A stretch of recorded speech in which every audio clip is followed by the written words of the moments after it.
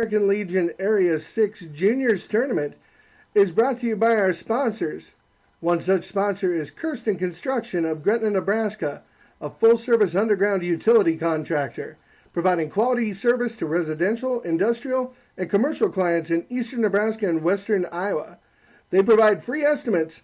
Give them a call. Services include underground utilities, water and sewer line repairs, and snow removal. And Kirsten Precast Concrete products include manholes, septic tanks, and special orders. Give Kirsten Construction a call at 402-332-4141, a proud sponsor of American Legion Baseball.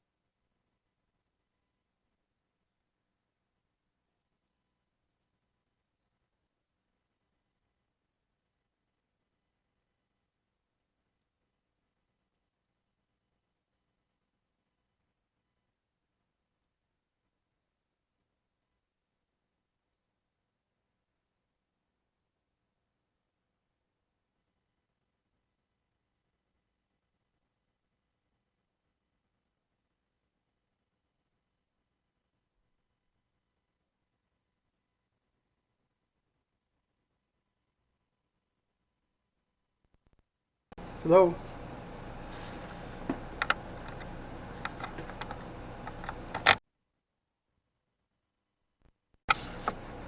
All right. Having some problems here with the headset. We'll try to get it cleared up.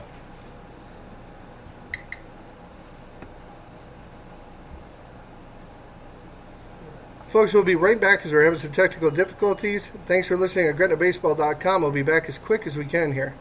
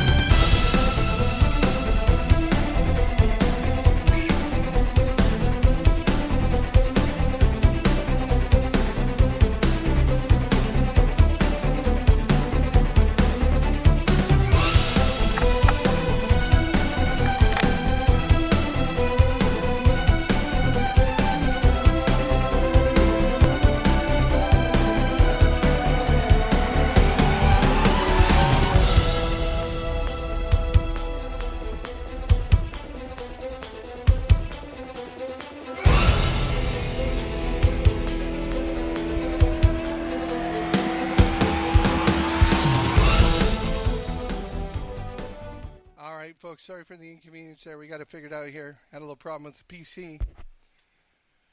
Rejoining you here. Sorry for the delay. 2-2 count with 2 outs to the batter number 6. Ball's hit the second baseman and bobbled. And that's going to be Herrick, who ends up grounding out for the final out of the inning.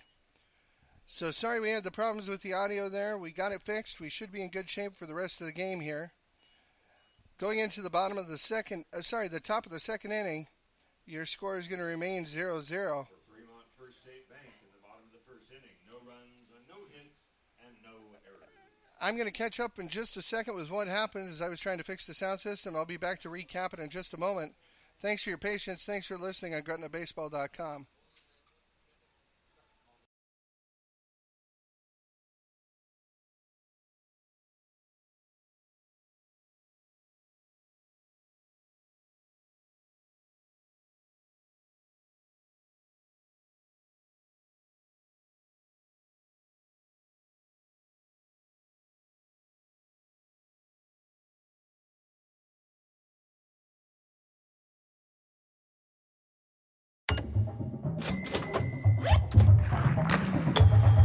Points, cash, gear, sports.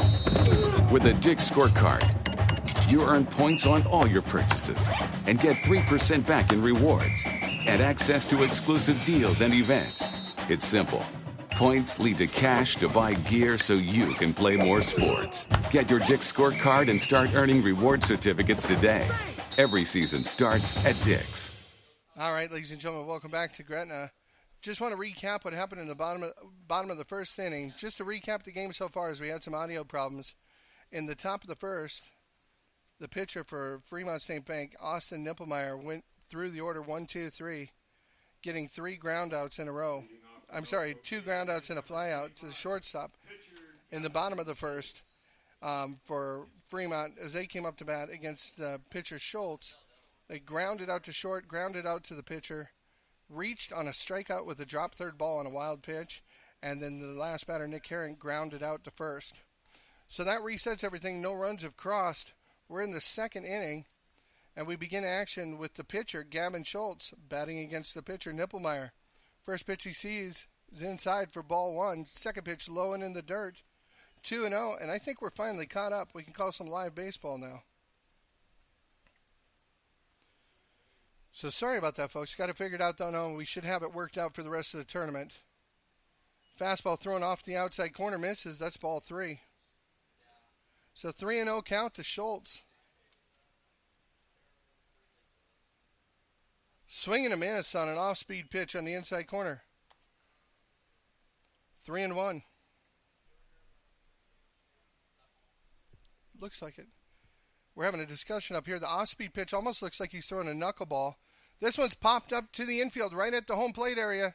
The catcher goes back, makes the catch just off the first base line, still inside the home plate circle.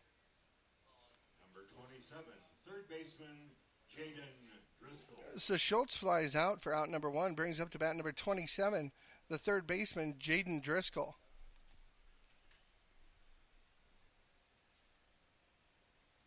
So Driscoll, the right-handed batter, steps in for the first time. First pitch he sees, it's got to be a knuckleball the way it's coming in there. But it's off-speed pitch, comes in for strike 1. Another one. This one stayed a little high, 1-1.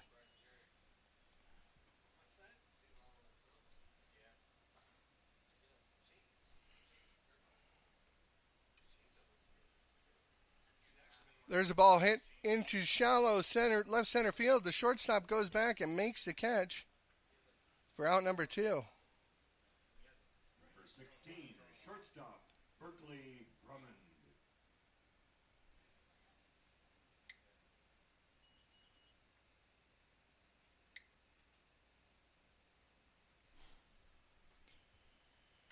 So number 16, Berkeley Drummond, comes up. He's the shortstop. Third batter of the inning. Fouled back over the top of the backstop, just missed the press box.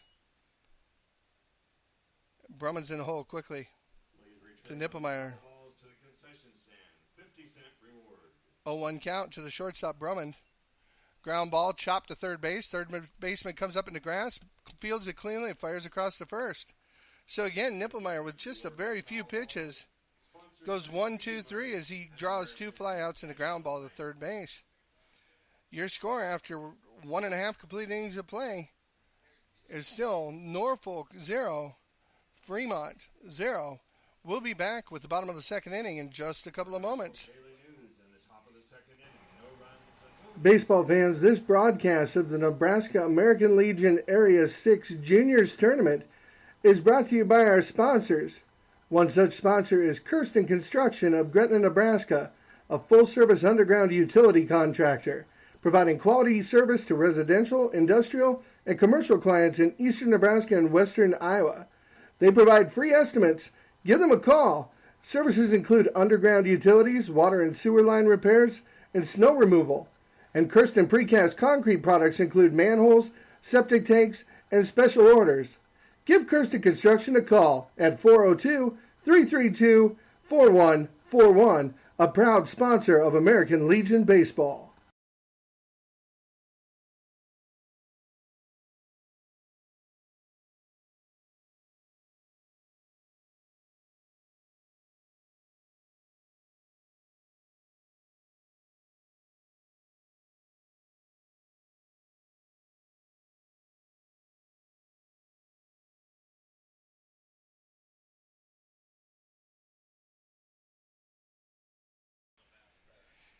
And we're back in the bottom of the second inning here from Gretna. 0-0 is your score.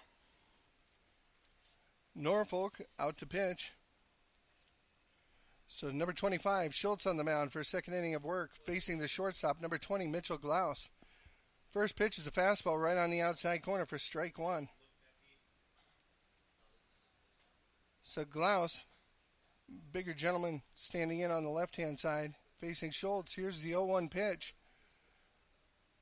Missed a little bit inside, 1-1. So we've been running into some problems with the broadcast here, folks. I apologize for it. We should have everything stabilized now.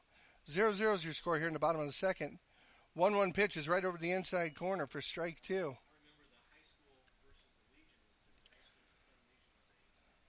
So the shortstop Glaus down 1-2 to the pitcher. Schultz. 1-2 delivery. Fastball misses upstairs. 2-2.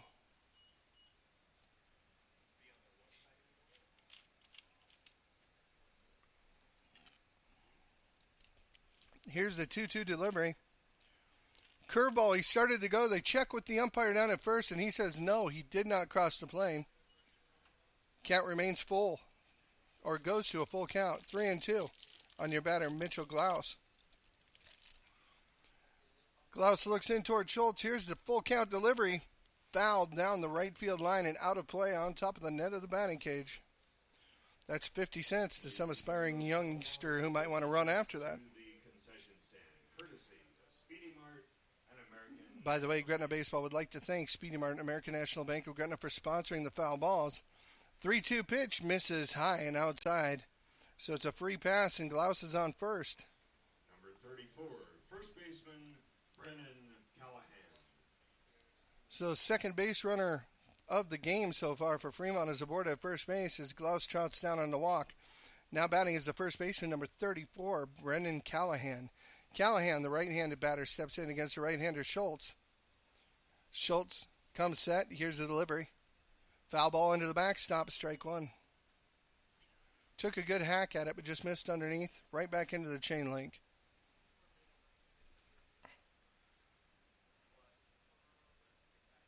So Callahan steps out of the box, looks down at his coach, gets his signs. He's back in. Schultz comes set, and it's a pickoff attempt over the first. First baseman wasn't able to field it, but thankfully it hit Glaus, who's diving back into first. So the ball really didn't go anywhere. So no harm, no foul, unless you're Mr. Glaus and you just took a baseball on the side. 0-1 remains the count. Callahan is back in the box. Schultz is on the mound and comes set. Here's the 0-1 pitch. Runner is going on the play. The pitch is in for a strike. Thrown on a second is not in time, as Glaus is going to go ahead and move up a base with a stolen base.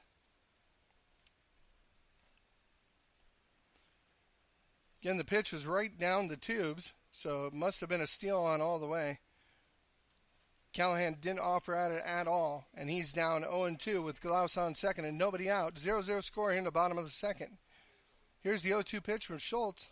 Curveball on the outside corner, froze him, and that's going down looking for strike one. For out number one. As Callahan goes down looking on a really good. I don't know if you call it a curveball or call it a slider. I'd probably call it a slider. Threw it really hard, started in the middle of the plate, broke it across the outside corner, but it was a good pitch. Brings up the bat to second baseman number 4, Brody Sintek. Schultz on the mound. Glaus on second. Schultz delivers. Off-speed pitch. Misses up and inside for ball one.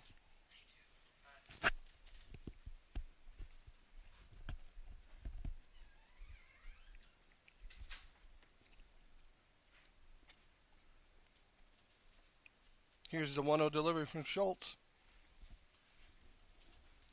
Hit high in the air in foul territory and out of play just over the dugout. Evens up the count at 1-1.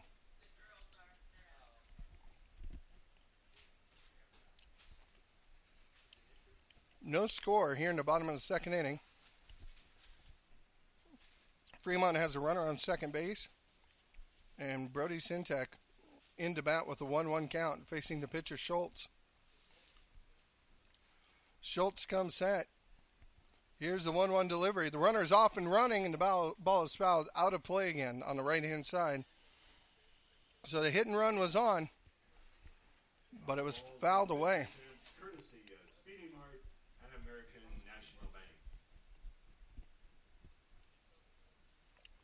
Glaus got a really good jump on that play. I'm wondering if they might not pay a little more attention to him back there at second. So 1-2 on the batter, Sintek. Schultz comes set. Here's the 1-2 delivery. It's a ground ball towards the hole in right field. It is going to get through the infield. The right fielder comes up. He's going to bobble it, so the runner's going to score standing up. So that's an RBI single for Sintek.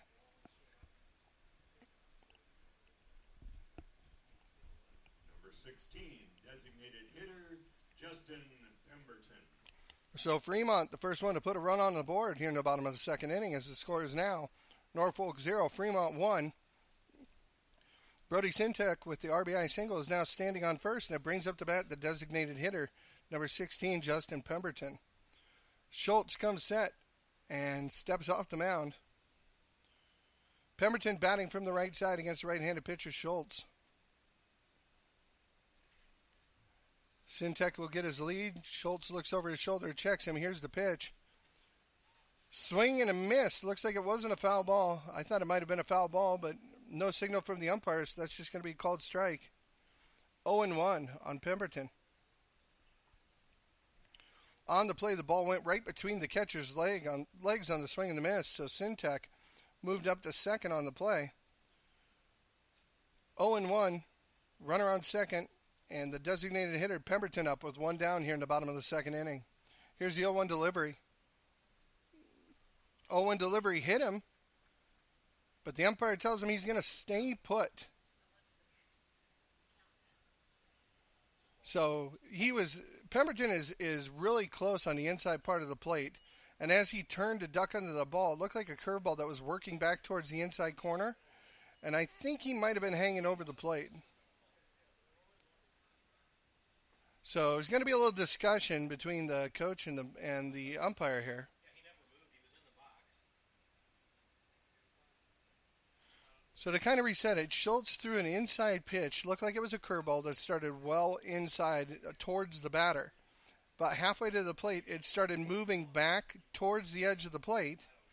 And the batter turned, twisted away from the pitch like you're taught to do. And it ended up hitting him. I think there's some discussion of if it hit the bat, if it hit his hand, if it hit his arm. So after the home plate ump discusses it with the third base ump, they're going to get together, and they're actually going to talk to the batter. The batter's actually taking off his batting glove to show the umpires where the ball hit him before they make a decision here. No visible mark apparently, so. I don't know. It just watching him take on and off the glove reminds me of Johnny Cochran yelling, "If the glove don't fit, you must have quit." So either way, he's not going to take his base. It's going to be a called pitch. I don't know if it was a ball or a strike right now. I have no idea what it was. So here's the something pitch. It's dribbled down the third base line and foul. Now hopefully he'll hold a couple fingers in the air and let us know what the count is.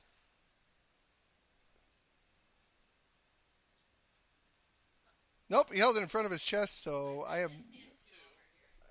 Did you see a 2 on that side?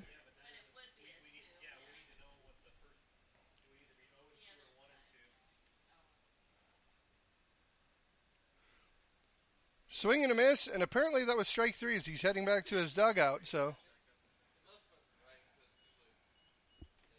Number 10, left fielder. All right, that was incredibly interesting. So to reset, I now know what's going on.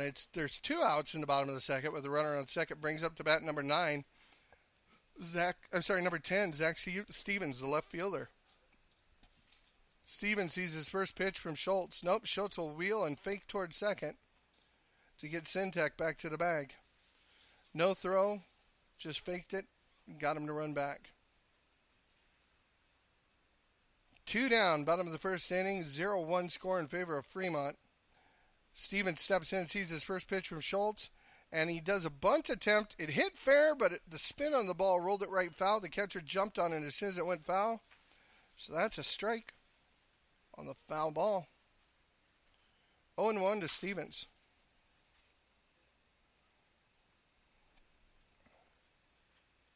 So Stevens batting from the right-hand side. Down 0-1 after the botched bunt attempt. Brody Sintek standing out on second. Schultz on the mound. Comes set. Here's his pitch to Stevens. Fastball right down the chute, but a little bit low for ball 1.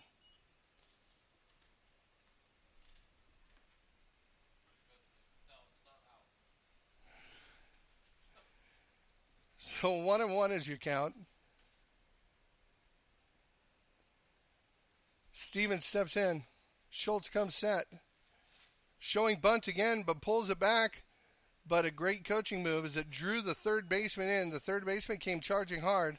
Shortstop didn't rotate over, and Sintek was stealing the base. There was nobody there to cover, so he gets basically a free pass. Best news is the pitch was a ball, so it didn't even cost him a strike. 2-1 now with a runner on third for Stevens. Here's the pitch from Schultz. Fastball misses upstairs, 3-1.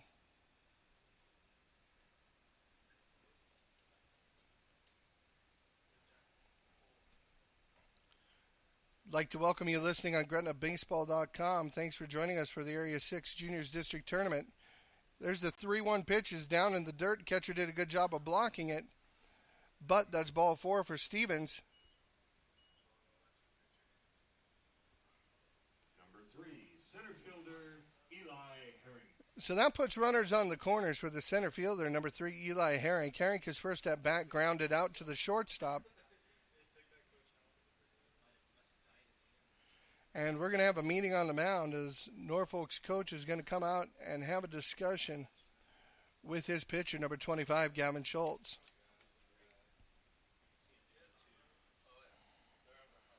So Schultz, after a pretty good start in the first inning, showing a little bit of wildness here in the second inning. Just a reminder, folks, district tournament starts today, the 14th, with a championship game, if not championship games, taking place on the 18th. A lot of baseball going to be played here in Gretna over the next couple of days. 3 games today, 3 games tomorrow, 3 games on Sunday, 2 games on Monday, and at least 1 on Tuesday. Herring steps in from the right side, center fielder, his second at bat. Again, he grounded out short the first time.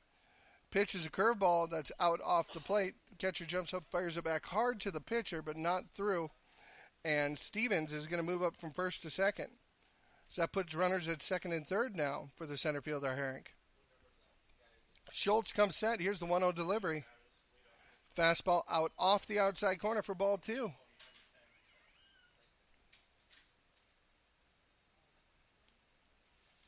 So Herring can control it to play 2-0 here. Runners on second and third. Here's the 2-0 pitch. Curveball that apparently missed low. And so it's 3-0 as Herring is way up.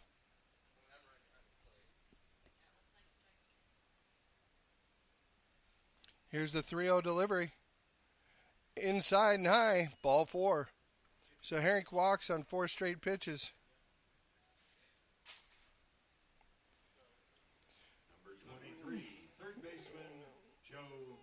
So Joe Clement, the third baseman, number 23, comes in a big situation here. 2 down in the bottom of the second. Chance to bust it open with the bases loaded.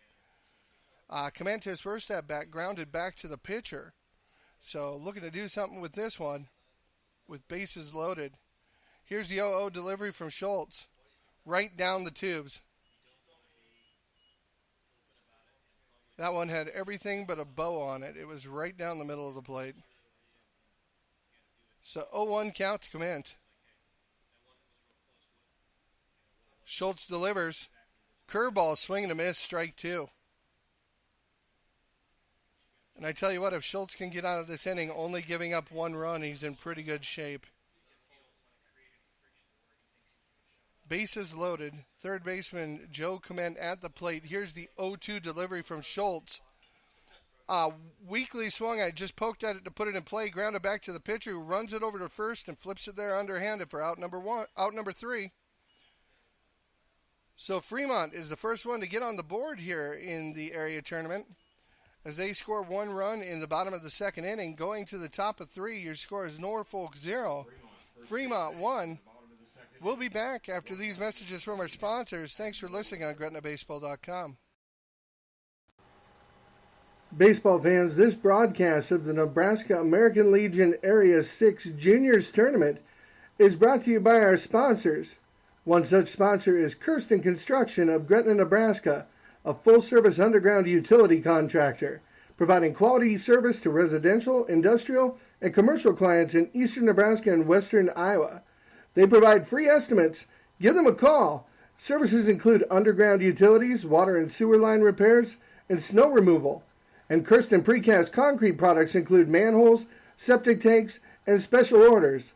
Give Kirsten Construction a call at 402-332-4141, a proud sponsor of American Legion Baseball. And welcome back to Gretna, folks. Going into the top of the third inning here to score Norfolk 0, Fremont 1.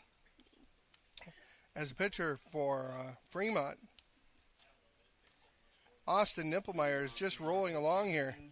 He's gotten each batter in order so far. So he's going to face the 7-hole batter, number 30, the right fielder, Andrew Brandel, here in the top of the third. Nippelmeyer's first delivery on the inside corner for strike 1.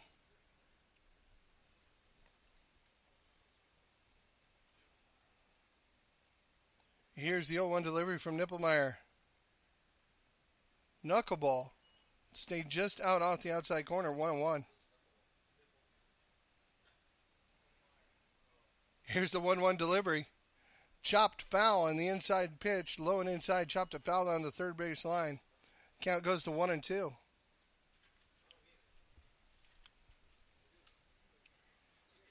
So the right fielder, Brandel, down 1-2 to Nippelmeyer. Here's the pitch. Off-speed pitch popped up into the air right over the top of second. The shortstop will glide underneath and make the play. Round number 1. Number 13, first baseman Eli Alvarado. So now coming up to bat is the first baseman, number 13, Eli Alvarado. Alvarado will bat from the right side against the righty Nippelmeyer. First delivery misses just off the inside corner. Ball 1.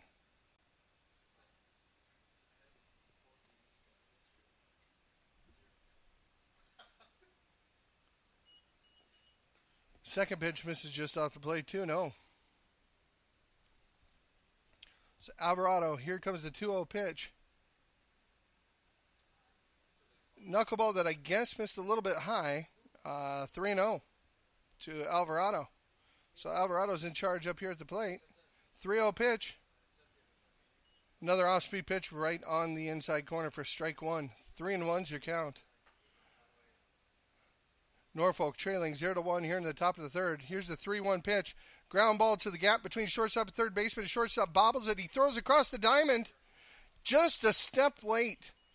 So Alvarado hustled down the line, but if the shortstop comes up with that clean, he most likely makes that play. So unfortunately, Number 52, catcher Riley Henderson. just a quick discussion with our official score. That's going to go down as an error on the shortstop. So Alvarado is now in first, and it brings up the catcher, number 52, Riley Anderson. Anderson, true lefty, plays catcher as a left-hander and also batting from the left side. Sees the first pitch out offside the plate for ball one.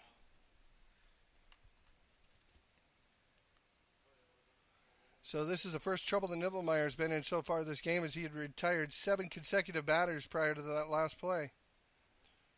Here's the 1-0 pitch to Anderson. Little upstairs. Anderson so relaxed at the plate as he went to back out, he dropped the bat. 2-0 the count on Anderson.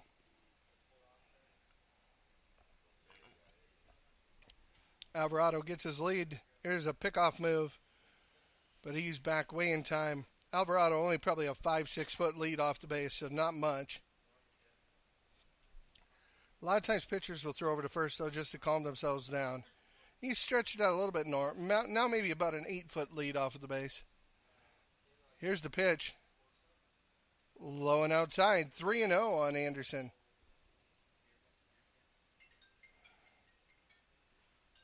So after a really hot start, Nipplemeyer in a little bit of trouble here as he's down 3-0 to Anderson with Alvarado on first. And the 3-0 pitch is way out off the plate. So walked him on 4 straight pitches.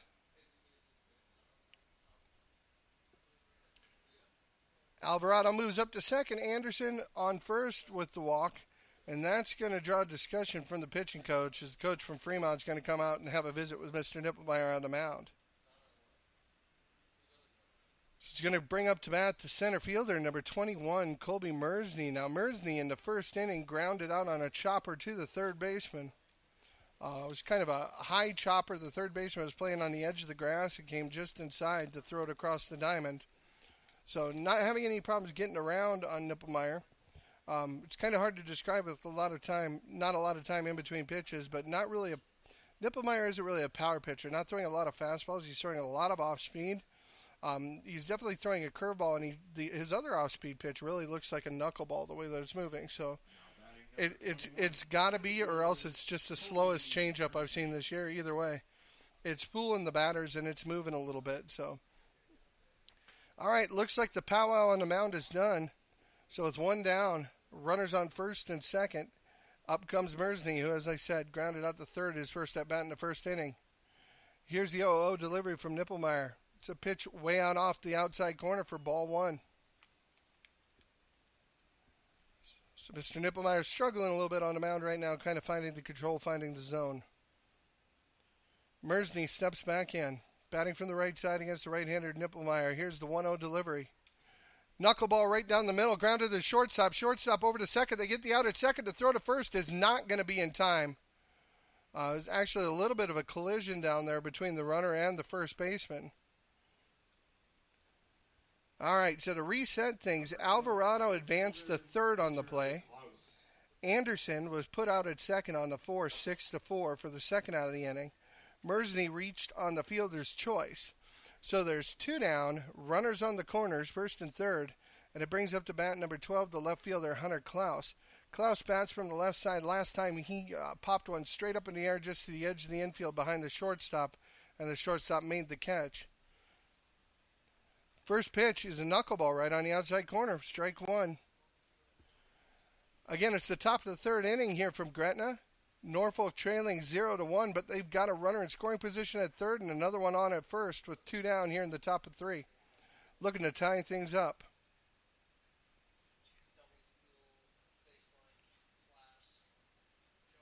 Here's the 0-1 delivery from the pitcher, Nipplemeyer. And that's a ball that's popped into left field right by the foul line, but it's fair. It's going to score the runner from third. So Klaus has an RBI single. as Alvarado is going to come in to score on the play. Mersney moves up to second. And now, ladies and gentlemen, we have a tie ball game from Gretna here in the top of the third inning. So Brett O'Brien, number 42, the second baseman, comes up to bat. Right-handed batter, he grounded out to third his last time up to bat in the first inning. Now with runners on first and second, he comes up. First pitch is a curveball that misses outside for ball one. Tie ball game, 1-1 here in the top of the third.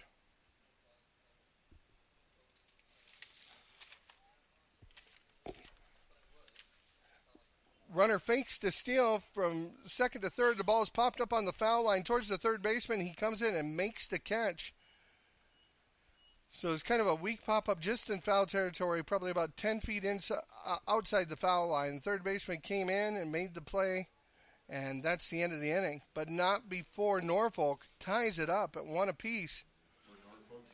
Going into the bottom of the third, your score is 1-1. Ladies and gentlemen, we'll be back after these commercial messages. Thanks for listening on GretnaBaseball.com.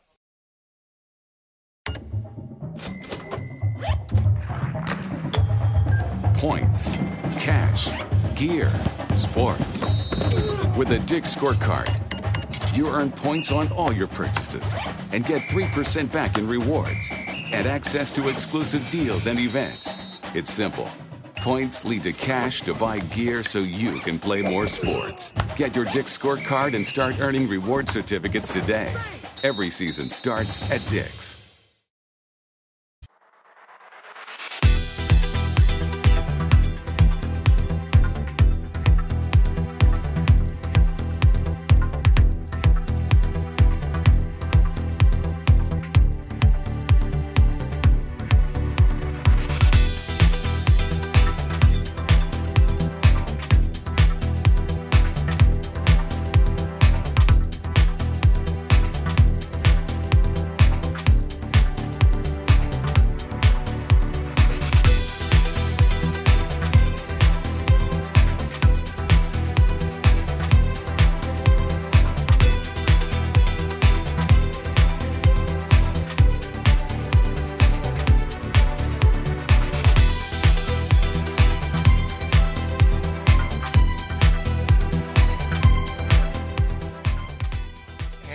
Here in Gretna for the bottom of the third inning, 1-1 ball game in this, the opening contest of the 2017 Nebraska American Legion Class A Juniors Tournament. Bottom of the third inning, Fremont comes up to bat, and Logan Mueller, the right fielder, number 12, steps in from the left side. First pitch misses inside for ball one.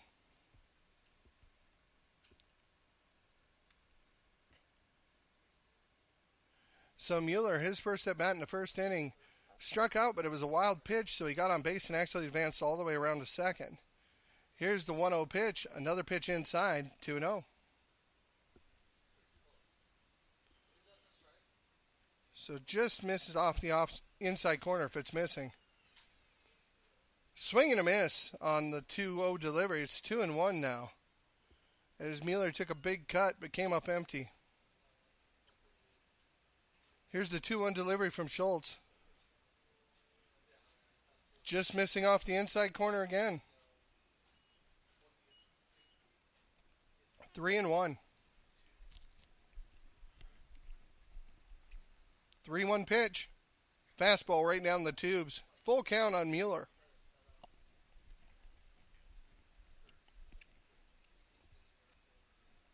Tie contest at 1 apiece here in the bottom of the third. Nobody out. Full count to Mueller.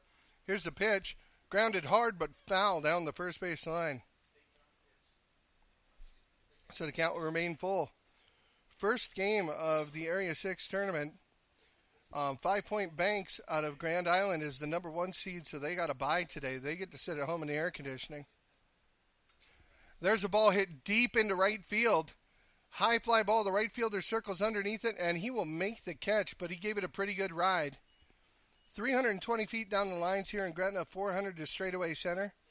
Made the catch probably about 290 feet away. So got the right fielder back, not quite to the warning track, quite a ways to spare, but still a pretty good drive.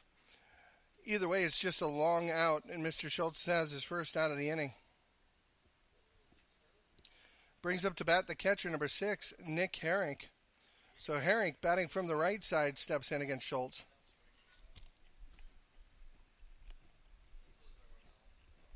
Ball in the dirt, ball 1.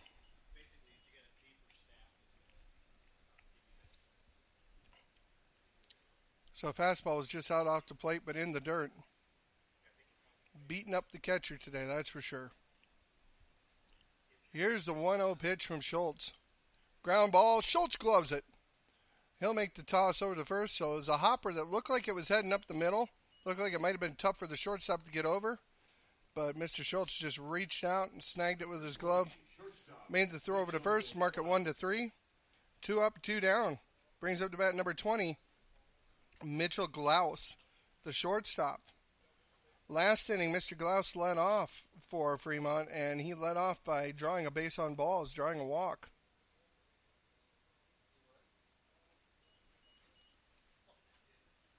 First pitch is in for a strike. 0-1 on Glaus. Here's the 0-1 pitch from Schultz. Ground ball hit in the hole between third and short. Shortstop comes up, gloves it, makes the throw over to first. And no, not in time, as Glaus was really flying down the line. It wasn't a real hard hit ball. It was a chopper that was in the hole between third baseman and shortstop. The shortstop moved over to field it, but didn't really come in to charge it. And Mr. Glaus has some wheels down there, so that's an infield hit. So Glaus on first, brings up to bat the first baseman, number 34, Brendan Callahan. First pitch he sees is out off the plate for ball 1. Callahan struck out looking last inning, as he got fooled on a really good pitch. But he's up 1-0 in the count right now. Glaus leads off first. Pickoff attempt. He dives back in safely. 1-0. 1-1 ball game here in the bottom of the third inning with 2 down. If you're listening on GretnaBaseball.com, thank you very much. We'll be trying to cover all the games. Hopefully we'll actually have sound, unlike the first inning. First pitch, 1-0 pitch is inside. Misses inside for ball 2. So 2-0 is your count. This is technically game 2 of the tournament because the first game, 5 Point Banks got a bye, so they stayed at home. Nice curveball, drops right in for his first strike. 2-1. So this is game 2 in the bracket, which actually pits the number 5 seed, Norfolk Daily News, against the number 4 seed, First State Bank, and we're locked up at 1 apiece. 2-1 is your count to Callahan. Here's the delivery from Schultz. Another good curveball that missed outside for 3-1. So 3-1's your count. Glaus with good speed over there at first. He's off and running on the pitch, fouled back into the backstop. It's full. So now there's no secret. Now everybody knows that Mr. Glaus is going to be running on the play. And let's see what Callahan can do with this full count pitch. 3-2 count, 2 out, runner on first. Bottom of the third, 1-1 score. Here's the pitch. Curveball! Just missed off the outside corner for ball 4. Now, I've got to tell you in defense, if you're listening, for Mr. Schultz out there on the mound, those pitches, if they're missing, they're just missing. Because from where I'm sitting directly behind home plate, that looked like an awful good pitch to take with 2 strikes. So, brings up the bat number 4, second baseman Brody Sintek. Sintek has the only RBI of the game so far for Fremont, as he hit one in the gap between first and second for a grounder base hit. And he takes the first pitch as a curveball for a strike. So Sintek with an RBI single just last inning got Fremont on the board. He's down 0-1. Schultz comes set and delivers. Curveball, this one's on the inside corner. I think the pitcher, Schultz, just figured it out. If he's not going to give me the outside, I'm going to go to the inside because he's giving him the inside corner. 0-2 is your count. Here's the 0-2 delivery. Runners are moving. Curveball is outside and in the dirt. And the throw gets away from the third baseman. The shortstop fields it. They've got the runner hung up, but he just holds onto the ball and runs it in. Whole lot of stuff happening right there.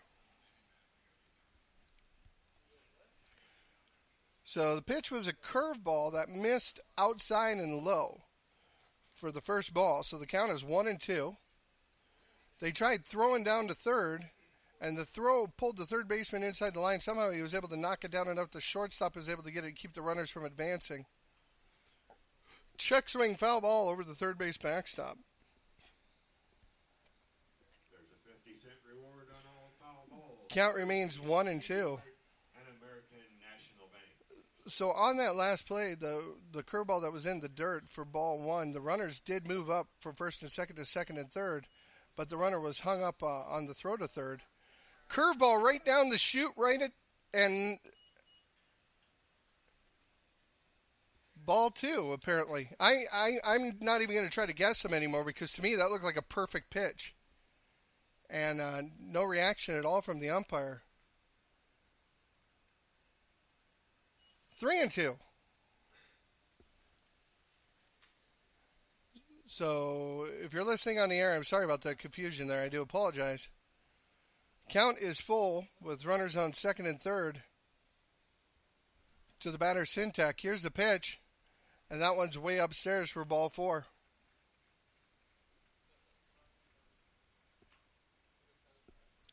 Number 16, designated hitter, Justin Pemberton. And that's going to draw a visit from the mound to the mound. So Norfolk coach heads out. Again, they're allowed 2 visits per inning, so this is the first time he's been out there this inning. He doesn't have to make a change if he doesn't want to. But definitely in a tough situation here.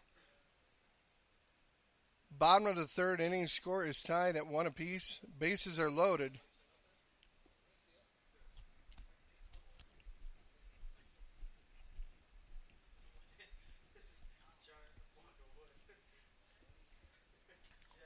All right. Everybody's returning to their rightful places. The discussion is over. It's time to play some baseball.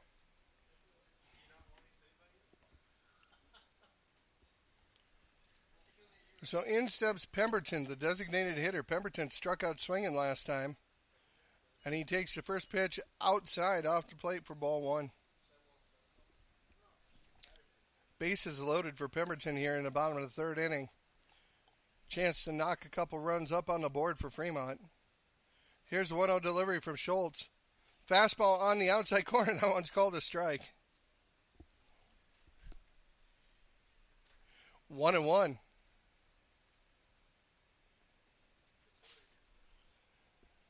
Right-hander Pemberton steps in against the right-hander Schultz. 1-1 pitch. High fastball that he took a good hack at anyways and fouled it right back to the backstop. Count is 1-2.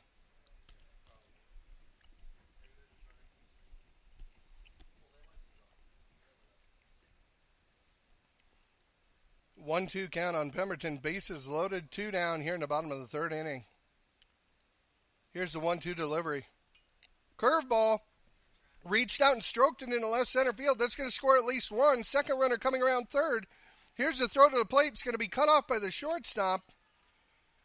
So 2 RBI single by Pemberton.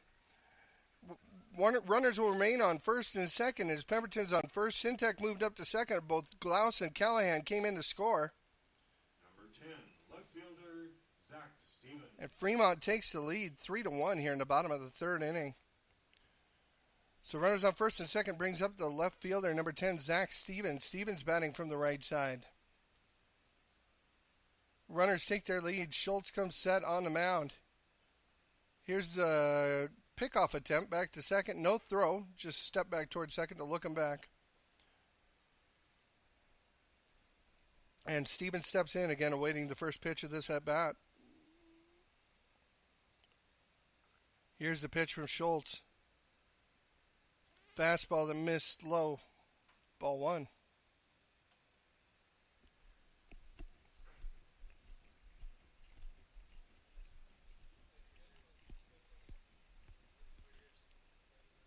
Here's the 1-0 delivery.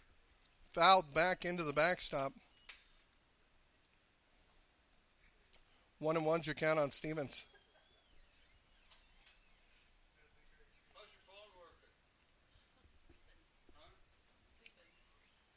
Here's the 1-1 delivery to Stevens. Hit off the handle, chopped right by the first base line. Pitcher runs over, grabs it. The first baseman can't hold it. He's going to be safe on the play at first. Runners were hustling around, so Pemberton moves from first to third, and Syntek comes all the way around into score. So error on the pitcher on that play. I don't know if it's the pitcher or the first baseman. So we're going to call it an error on the first baseman according to our official score. Brings up to bat number 8, Eli Herrick. Number 3, the center fielder, Herrick. Herrick has had 2 at-bats already, even though we're only in the third. Grounded out to short the first time and walked the second time. Shows bunt, but takes a pitch right down the middle for strike 1.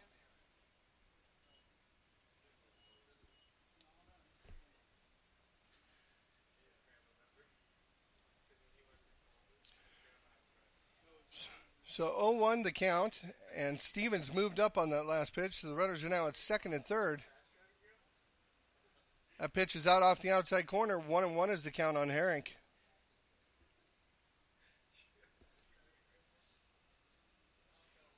Four to 1 is your score in favor of Fremont here in the bottom of the second. They're not done yet with runners on second and third. Here's the fouled off his foot was the pitch. Fouled off his foot for a strike. It's a 1-2 count on the center fielder, Herrick. So 3 runs have scored this inning, and they could do more damage with 2 runners in scoring position and 2 down.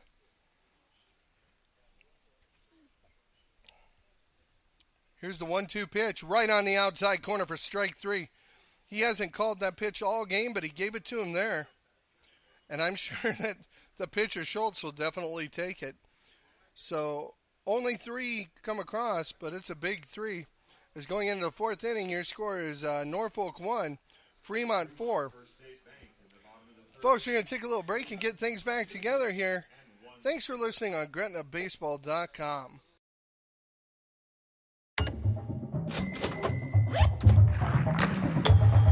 Points, cash, gear, sports. With a Dick's Scorecard, you earn points on all your purchases and get 3% back in rewards and access to exclusive deals and events. It's simple. Points lead to cash to buy gear so you can play more sports. Get your Dick's Scorecard and start earning reward certificates today. Every season starts at Dick's.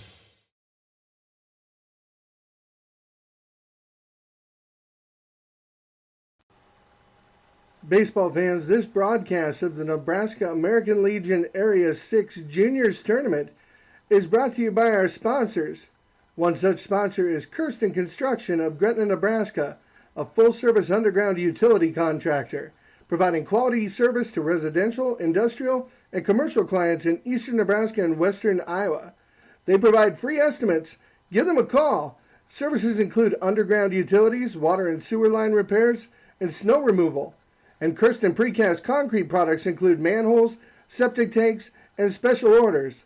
Give Kirsten Construction a call at 402-332-4141, a proud sponsor of American Legion Baseball. And welcome back to Gretna here in the top of the 4th inning. Norfolk trailing 4-1. And up to bat is number 25, the pitcher, Gammon Schultz. So pitcher against pitcher here. Sees the first pitch. Knuckleball that misses off the outside corner for ball 1. Here's the second pitch. Knuckleball that's grounded down the third base line. Touched foul by the third baseman. Was rolling along the dirt. Kind of hit the grass on the inside. Grass only a couple of inches inside the baseline here at Gretna on the inside portion. Hit the grass and turned back to the left. Rolled out of play. 1-1 is your count to Schultz.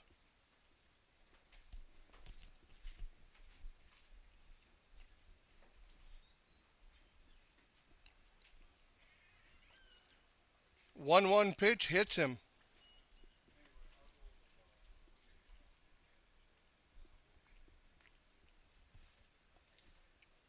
So to lead off batters aboard, brings up to bat number 27, the third baseman, Jaden Driscoll. Driscoll, his only previous at-bat came in the second inning, and he flew out to the shortstop.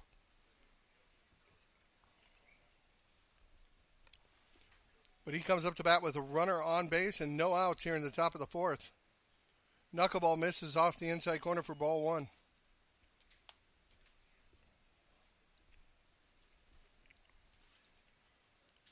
Driscoll looks down at his coach at third base, gets the sign, steps back in. Nippelmeyer comes set. Here's the 1-0. Off the inside corner again, 2-0.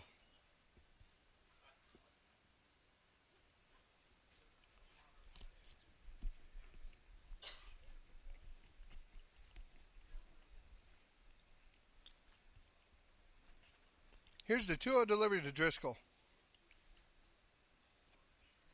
Knuckleball right over the inside corner for strike one.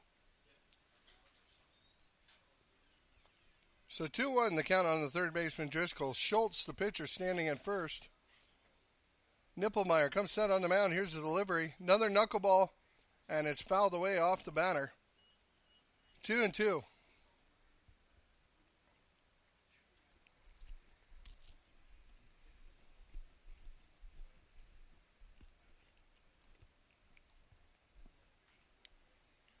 So 2-2 count on the batter, Driscoll.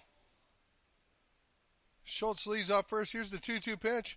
Knuckleball in the dirt, bounces away from the catcher, and that's going to move Schultz up a base. It's really kind of a lollipop coming in. Slow knuckleball. But the catcher couldn't get shuffled out in front of it. He did get a piece to knock it down some, but it still popped right over his shoulder and back. Full count to the batter, Driscoll. Pitch misses inside. Driscoll draws a walk, so that's 2 walks in a row from Nippelmeyer. Puts runners on first and second. And it brings up to bat number 16, the shortstop, Berkeley Brumman. Brumman, whose only at bat came in the second inning so far, grounded out to the third baseman for the final out of the second. Sorry, not in the third inning, he batted in the second inning. All right, first baseman playing in on the grass here with runners on first and second and no outs. Here's the 0-0 pitch. He shows bunt, and he does bunt directly back to the pitcher. Throw from the pitcher over to the second baseman covering first, and he's got him. He throws across the third, and they have the runner hung up. So I don't know if Schultz is falling asleep. There's nobody covering third. There's the throwback. No tag. He whiffed on the tag at third. So the second baseman on the play. Let's kind of recap it because that's a lot of things happening at the same time. Sacrifice bunt was laid down by Brumman. He bunted it right back at the pitcher. The first baseman was charging on the play. So the second baseman was covering. Pitcher threw to the second baseman covering first and got Brumman out at first. On the play, the runners each moved up a base, but Schultz rounded third and was around quite a ways, so the second baseman fired behind him at third. And they got him caught up in a rundown. Well, it was kind of a rundown because there was nobody on the back end at third. And as soon as he realized that, he took off. When they finally threw it, the runner was inside. The fielder was inside the baseline. When he reached for the tag, he couldn't quite reach the runner. So that recaps the last play for you. A lot of stuff happened there. Meanwhile, we missed 2 pitches, and Brandel, the right fielder, number 30, is up to bat, and he has a 1-1 count on him right now with runners in scoring position. And that's going to definitely score both of them. It's a hit into the gap. Good solid hit to the left center field gap. Both runs are going to score. And Brandel has an RBI double. Just a solid line shot by Brandel into the left center gap. Never in danger of being caught. The outfielders had to turn and run right away. So that cuts into the lead just like that with only 1 down here in the top of the fourth. Norfolk now only trails by 1 as the score is 3-4. Brings up to bat the first baseman, number 13, Eli Alvarado. Alvarado last time reached on an error on the shortstop. And he takes the first pitch in the dirt for ball 1. So Brandel on second, 1 down, Alvarado at the plate. Nippelmeyer running into a little bit of problem. Big cut by Alvarado, but it comes up empty, 1-1.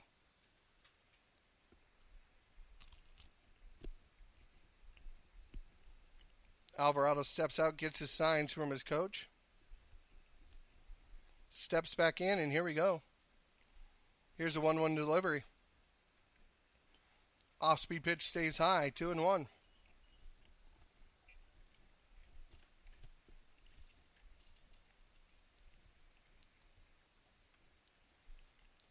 So good ball game here for the first game of the tournament in Gretna. Not really a breath of wind. The flag's hanging on the pole out there in center.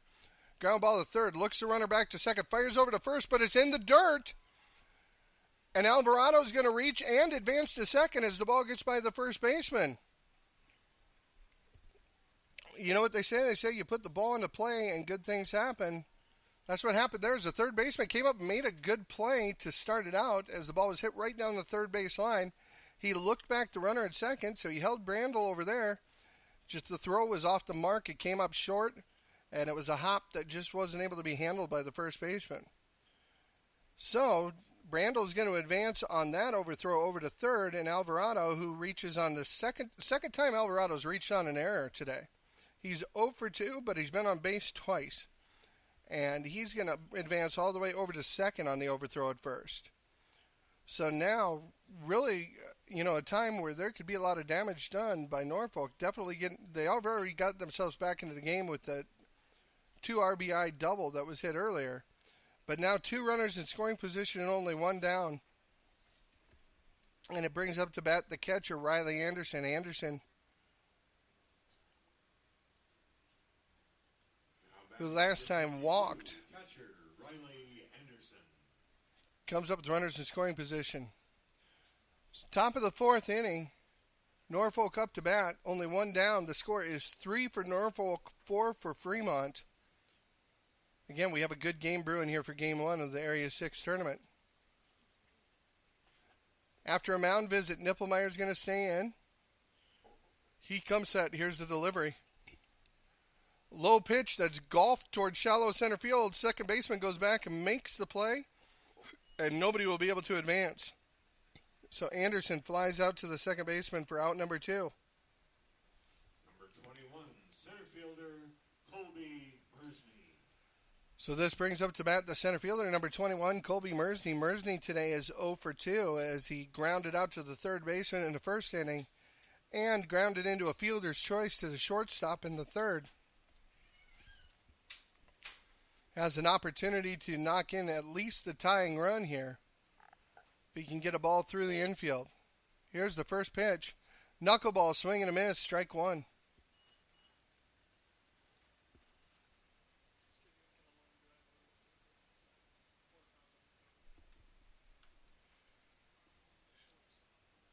So here's Mersney, steps in, 0-1 pitch. Another knuckleball, swing and a miss. Same result. This one was right on the inside corner, so really tight. And he just swung right through it. Nippelmeyer trying to pitch himself out of some danger here. Try to limit the damage to 2 runs. Here's the 0-2 pitch. Misses high, 1-2.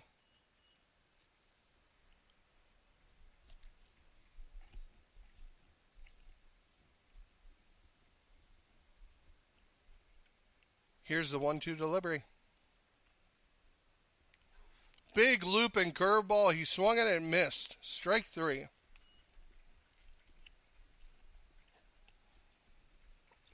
Going to the bottom of the 4th inning, your score is Norfolk 3, Fremont 4. We'll be back right after this short break. Thanks for listening on GretnaBaseball.com.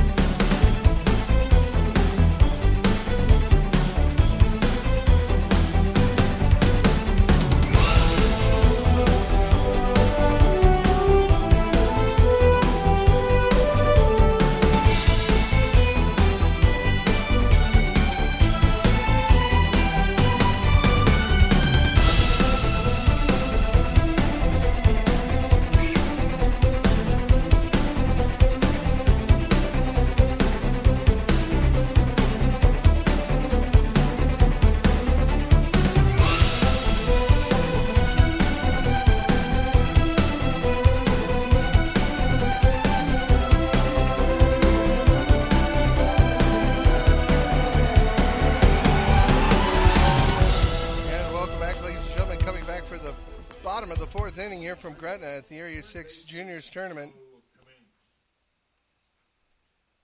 Your batter is going to be number 23, the third baseman, Joe Clement. He's grounded out to the pitcher twice in a row, both in the first and second inning. Sees the first pitch from Schultz, pretty fastball in the outside corner for strike one. Again, this is the first of three games. Game two will be Baxter Auto against Dinsdale Auto. That's Gretna against Grand Island. And then the final game of the evening will be Strategic Kankakee Advisors against Union Federal Credit Union, which will be Columbus against Columbus. So both Columbus teams facing off, but they have to travel a couple hours to do it.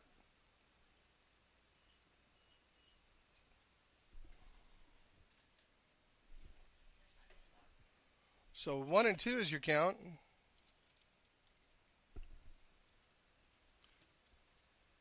Fastball right on the outside corner, but it misses. I don't know how you get by with watching that pitch. 2-2 the count on the batter Clement. And that's a curveball that he just reaches out and pokes, and it goes between the first and second baseman. So Clement's on with a half-swing base hit.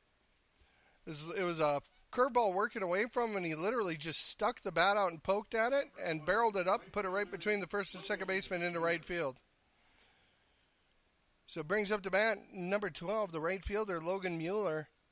Mueller, who reached on a strikeout and flew out to the right fielder, was a pretty deep fly out. He's a left-handed batter against Schultz. The runner is off and moving. The ball gets by the catcher. He's going to get second base at least. He rounds, big round at second, but he's going to put on the brakes and head back.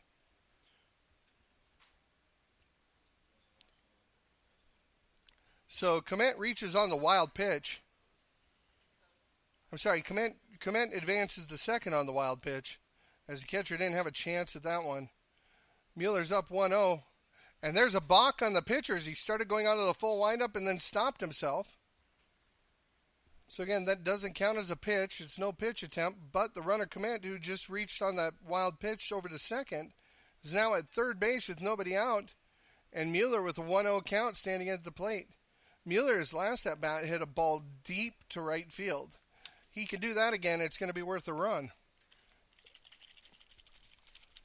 1-0 is your count. Here's the pitch.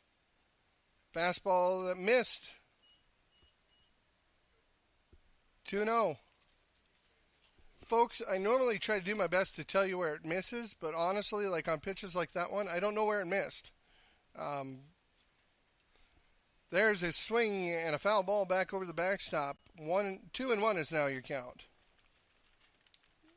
50-cent reward on foul balls, courtesy of Speedy Mart and American National Bank. I mean, I can kind of understand why Mr. Schultz is getting a little aggravated out there, because some of these pitches, to me, they look like they're good, but it only matters what the guy in blue standing behind the plate thinks. So 3-1 is your count now. To the batter, Mueller. Clement over on third. Here's the 3-1 pitch. Swing and a miss. Brings the count to full. So Schultz trying to pitch his way out of it.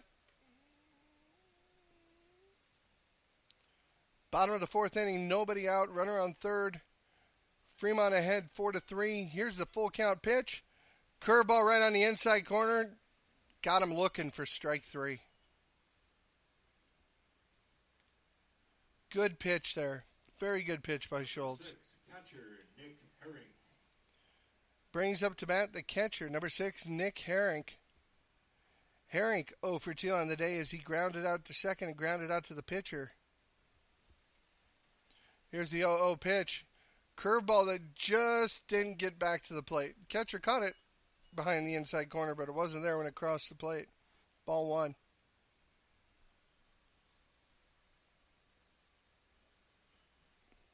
1-0 pitch. Off the outside corner, ball 2. 2-0 to Herring. Clement standing on third base takes his lead. 1 down here in the bottom of the fourth inning. Here's the 2-0 delivery. Fouled back to the backstop, 2-1.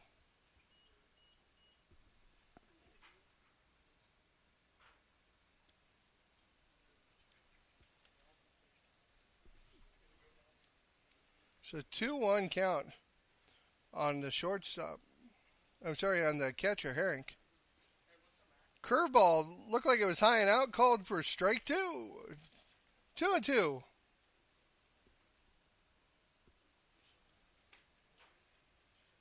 Herink looked back at his dugout like he was surprised by that call as well. Here's the 2-2 delivery from Schultz.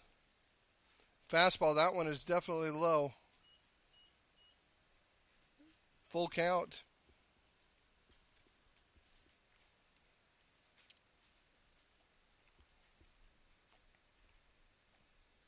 Here's the full count delivery.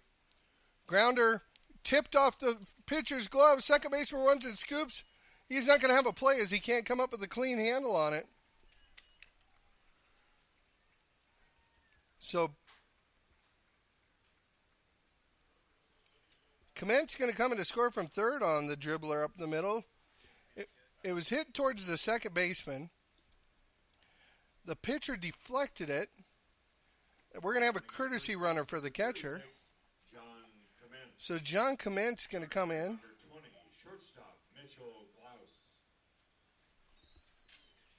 So John Clement's going to come in and run. Did he radio you?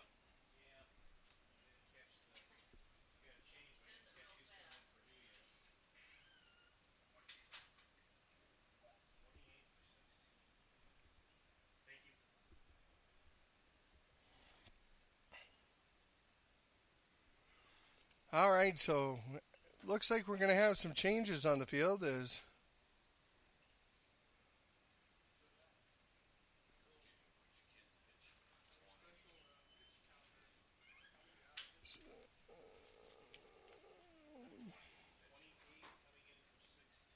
which is Drummond. Your attention, please. Now pitching number 28, Sam Yeagles.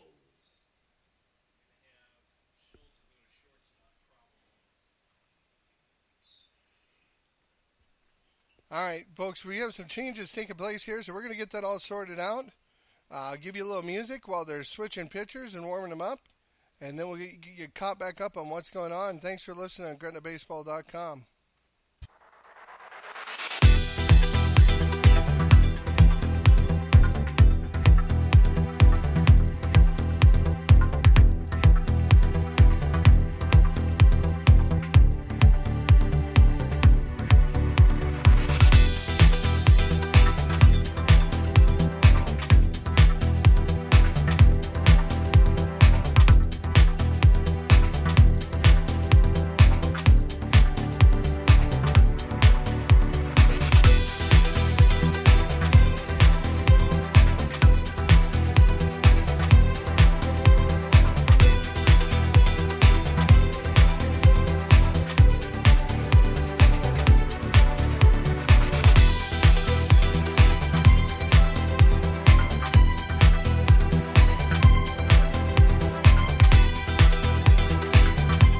So I think we have it sorted out as it appears Sam Yeagles is going to come into pitch. So Yeagles comes into the game.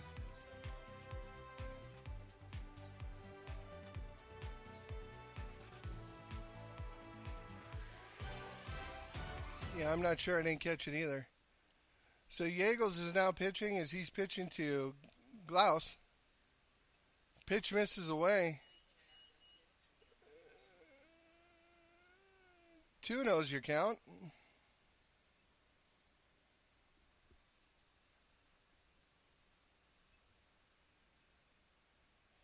Ball gets by the catcher on the 2-0 pitch.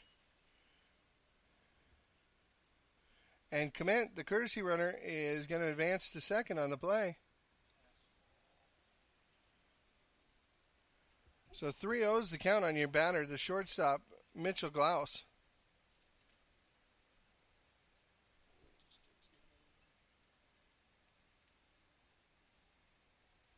So Yeagles with a little spin off the mound.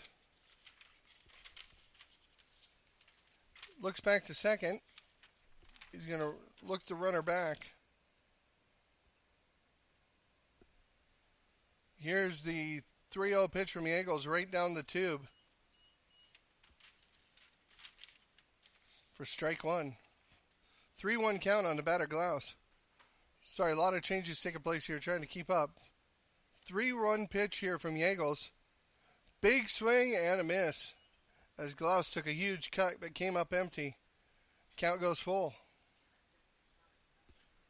So 1 run is already scored here. Your score is Norfolk 3, Fremont 5. Full count, 1 out.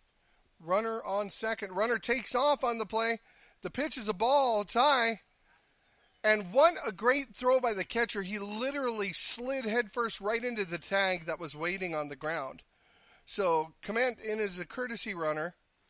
Tried stealing the base. Glaus was issued a walk on the play.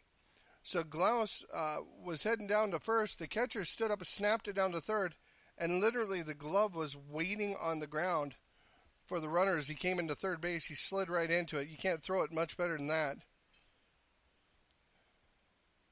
Now up is number 34, Callahan, the first baseman. He sees the first pitch from Yeagles as a strike on the outside corner. 0-1. Yeagles comes set. Here's the delivery. Off the outside corner, 1-1.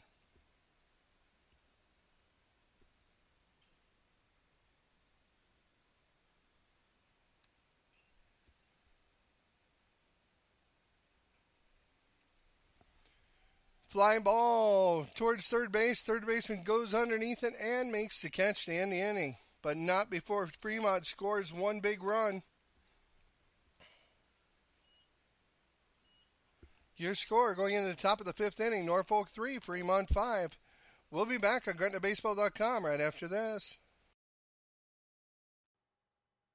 Baseball fans, this broadcast of the Nebraska American Legion Area 6 Juniors Tournament is brought to you by our sponsors.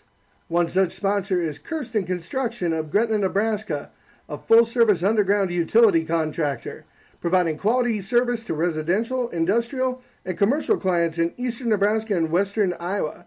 They provide free estimates. Give them a call. Services include underground utilities, water and sewer line repairs, and snow removal.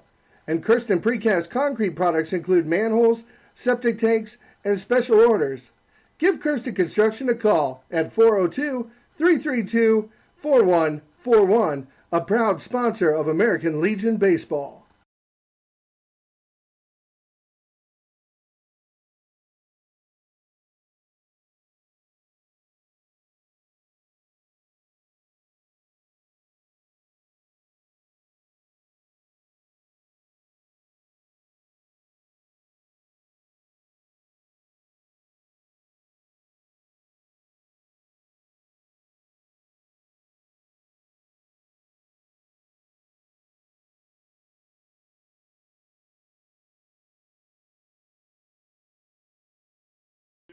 And we're back here in the top of the 5th inning. Hunter Klaus, the left fielder, steps in for an at-bat against Nippelmeyer. First pitch is a outside pitch for ball 1. So Klaus, in the first inning, flew out to shortstop. And then in the third inning, had a base hit, an RBI base hit. Here's the 1-0 delivery, misses outside, 2-0. Braden, did you get that first pitch on here too? The first pitch of the at-bat? Okay. Pitch right down the tubes for strike 1. 2-1 the count on Klaus. Outside pitch, swing and a miss, strike 2. 2-2 to Klaus. Mr. Nippelmeyer has been doing a good job on the mound today. Curveball that just stayed high. Full count on the batter, Klaus. Nippelmeyer just now reaching 65. That was his 65th pitch of the ball game. Foul ball on the full count pitch. Fouled off the left side over the third base dugout. Count remains full. Foul balls are worth 50 cents, courtesy of Speedy Mart and American National Bank. Here's a full count delivery. Hit over the shortstop's head. Center fielder dives for it and misses it. It goes into the left center gap. The left fielder backing it up, rolls around, fires to second. But Klaus is going to reach all the way to second. So I'm going to go with our scorekeeper. Is that going to be a single with an error or a double? Gave him a double. Okay, double is the official call. You heard it here, folks. Number 26. So Hunter Klaus Aaron Bonderson. gets a double on the play. Yeah, it was a great effort by the center fielder as he dove for the ball and just missed it. There's a hit into hard right field. The right fielder's range is over, makes the catch by the line. Tries throwing back to second and back of the runner, but it's cut off by the second baseman. So Brett O'Brien, the second baseman, didn't even get a chance to announce him because he stepped into the box and whacked one into right field. Shortstop. Gavin. But the right fielder was able to get underneath it right away and make the catch. A great catch, to be honest.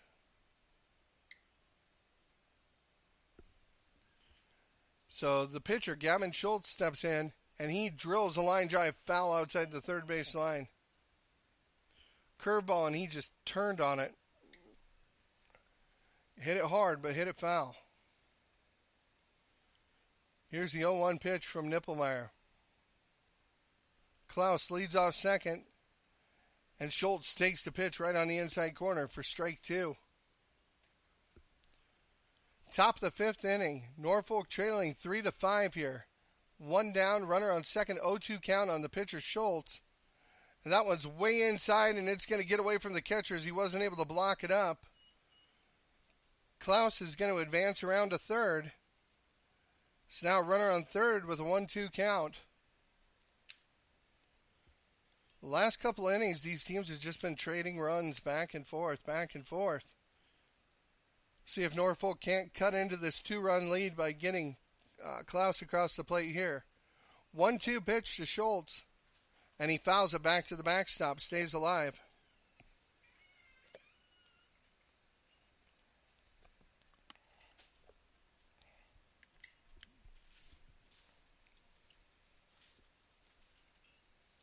Once again, here's the 1-2 pitch.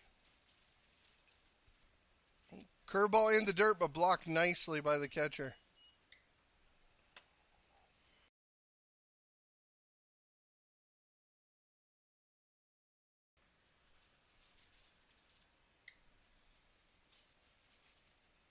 Nippelmeyer comes set. Here's the delivery.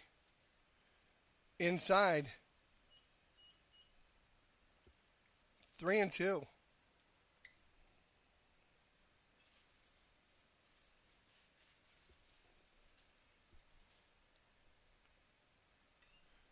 Drilled, but hits the runner, but the runner was in foul territory. So that's not an out. It's just painful.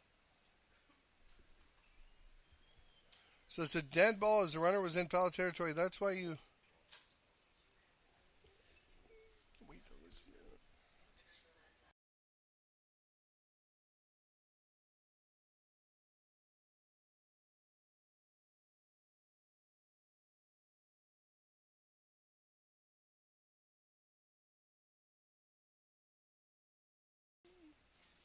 So full count on the batter, Schultz.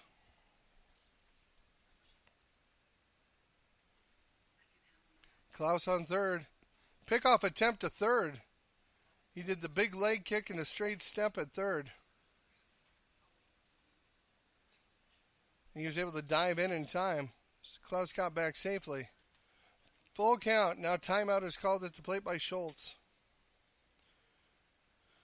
Norfolk trailing 3-5. Top of the fifth inning here from Gretna. One out. Runner on third base. Full count on the batter, Schultz. And here's the pitch. Curveball on the inside hits him on the elbow. So a hit by pitch would have been a walk. Again, it just hurts a little bit more. So this will bring up to bat number 27, the third baseman, Jaden Driscoll. Driscoll so far this game has flown out to the shortstop in the second and then walked in the fourth. So he'll come up to bat with runners on the corners. I'd look for Schultz to be moving at first to get out of the double play. Here's the first pitch. Right down the chute, nobody swinging. Strike one. Runners did not go into play. Again, Klaus on third. Schultz, the pitcher, over on first. And 0-1 count to the batter, Driscoll, the third baseman. Here's the 0-1 delivery. Fastball in the outside corner. They're going to throw through. The runner stood up. He didn't even slide in. But he's still safe at second as he just beat the throw down there.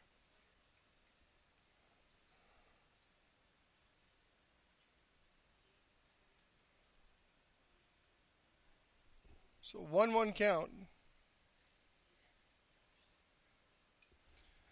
There's a pop fly into right field. Should be deep enough to score the run. Right fielder camps underneath it.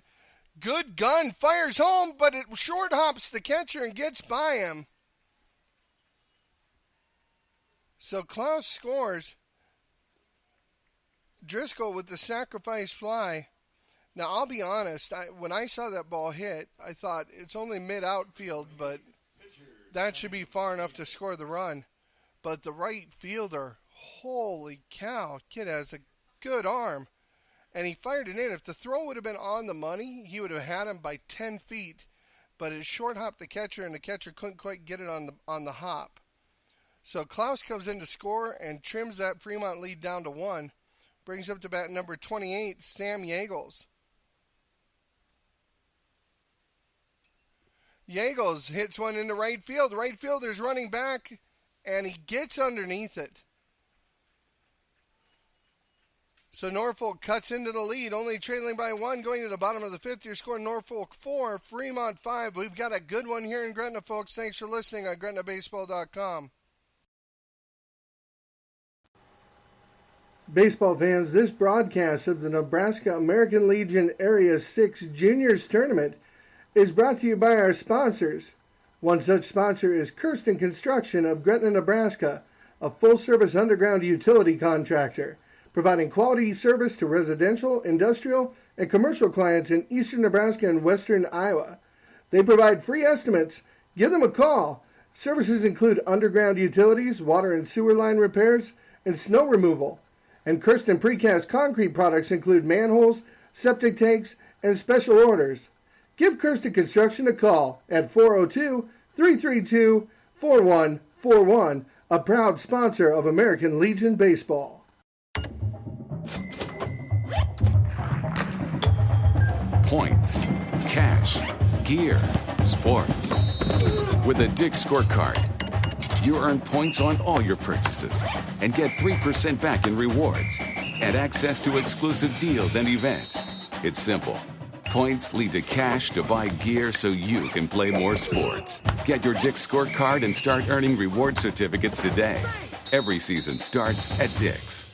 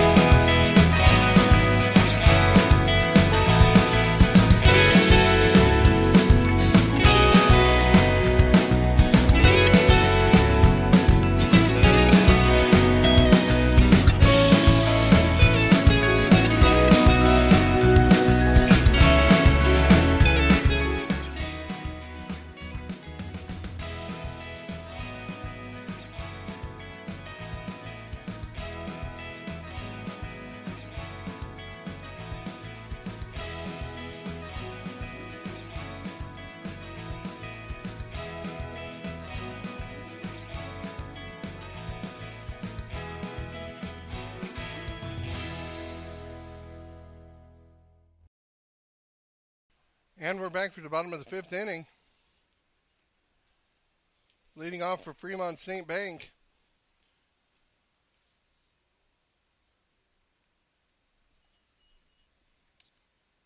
Is the batter number 4, Brody Sintek.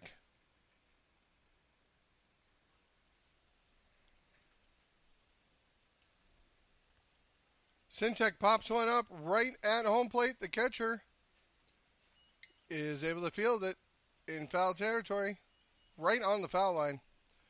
But so Sintek pops up for out number 1. Justin Pemberton.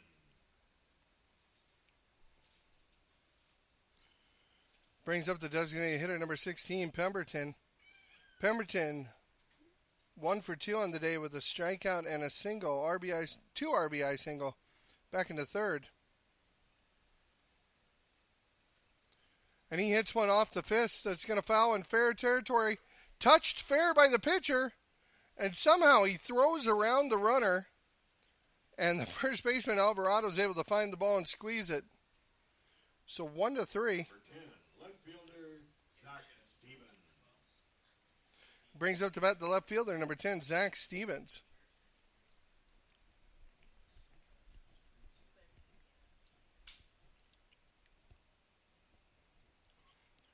Here's the first pitch from Yeagles. Fastball right on the outside corner for strike one.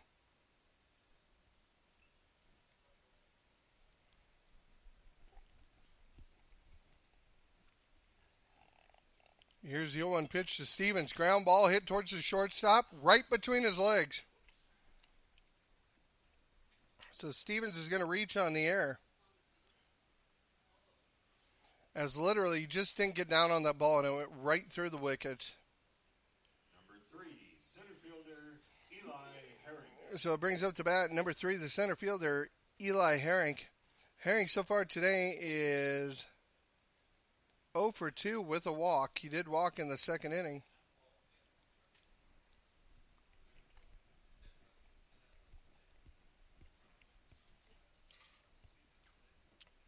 Check back throw from Yeagles over to first. Stevens is fine. And there's going to be a timeout at the mound.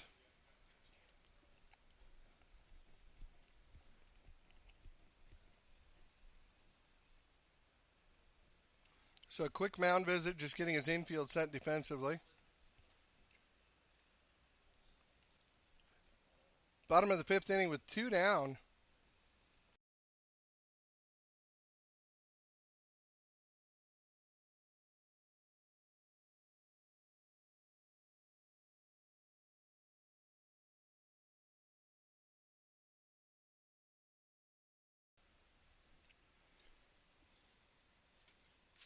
So Herring steps in.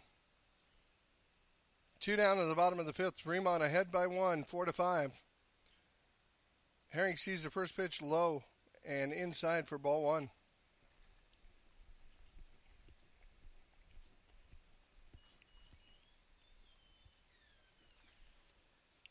Stevens on first. Here's the pitch to Herring. He fakes the bunt. Stevens is going to take off to second. No throw by the catcher. But a strike called on the pitch as he faked the bunt and the pitch was there. So Stevens is up at second with 2 down. And Herring has a 1-1 count. Yeagles comes set, checks back the runner. Here's the 1-1 pitch. Big swing and a foul ball right back to the backstop on the left side. 1-2 on Herring.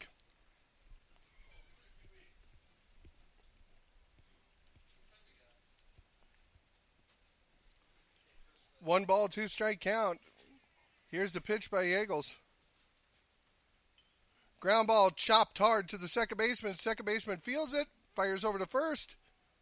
Gets him by a half step, 4-3 to end the inning. Going into the top of the 6th inning of play, your score remains Norfolk 4, Fremont 5. We got a dandy. We'll be back for the top of the 6th inning right after this. For Fremont First State Bank. Baseball fans, this broadcast of the Nebraska American Legion Area 6 Juniors Tournament is brought to you by our sponsors.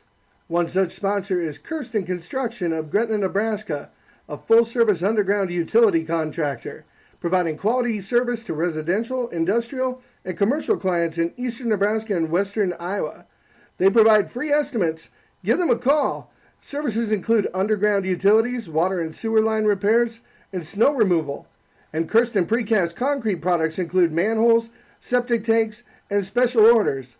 Give Kirsten Construction a call at 402-332-4141, a proud sponsor of American Legion Baseball.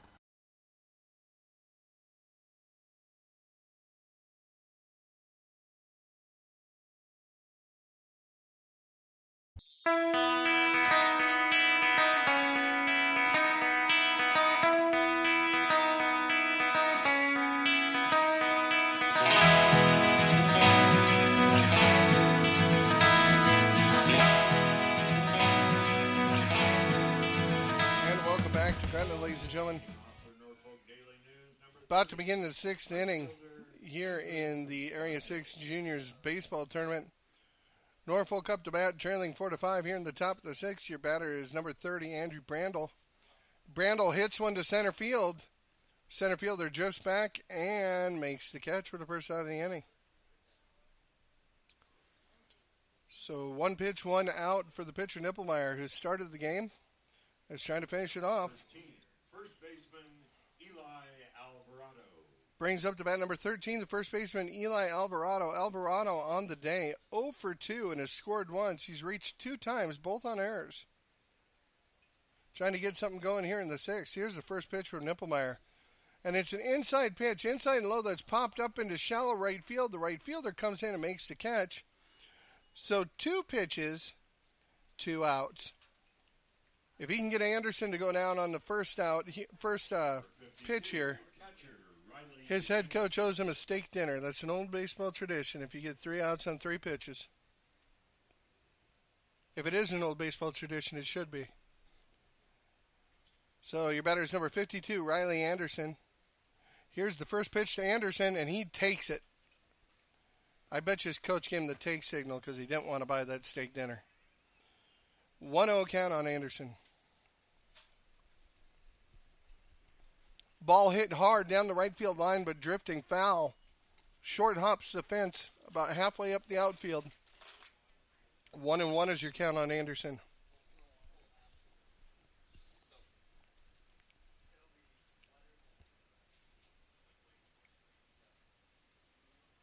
Here's the 1-1 delivery. Knuckleball off the outside corner. 2-1. Here's the 2-1 delivery. Again, out off the outside corner. 3-1.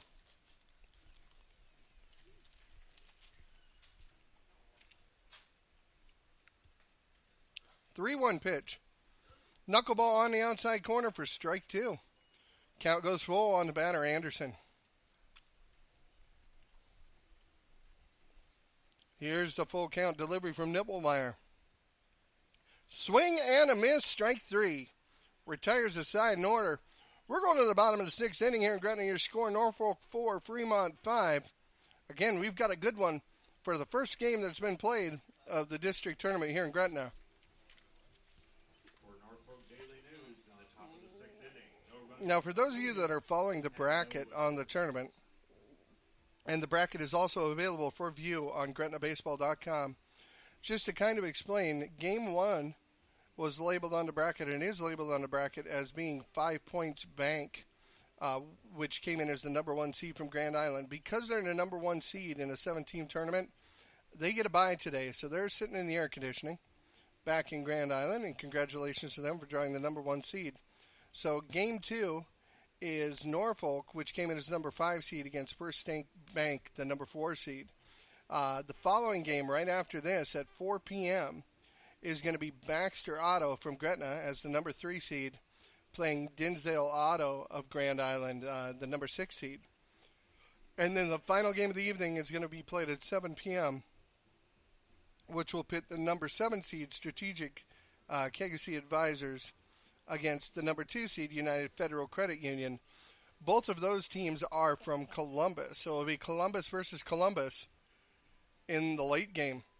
So a lot of baseball for this Friday, and depending on where the teams finish up, we'll make sure that we let you know on our broadcast when they'll be playing next. The winner of this game is going to advance to play at 4 p.m. tomorrow. The loser will actually get a day off just because of the way the tournament works. All right, so Joe Clement steps in here in the bottom of the sixth, watches the first pitch from the Eagles right over the outside corner for strike 1.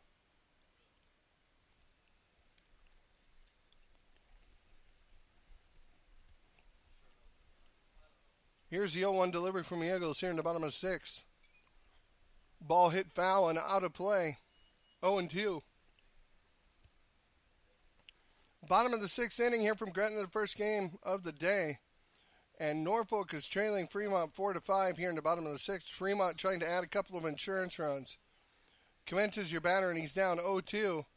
And he sees this 0-2 offering from the Eagles. It comes in high and inside for ball one.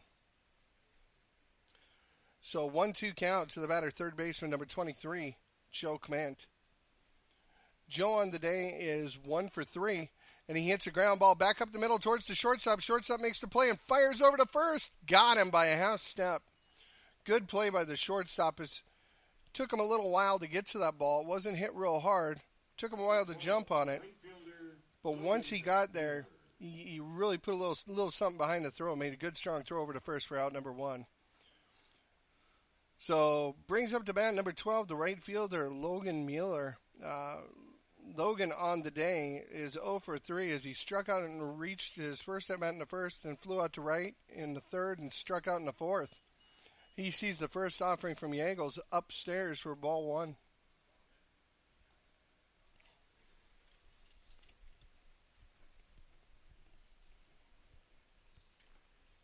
One-0 delivery, again, way upstairs, right above the helmet.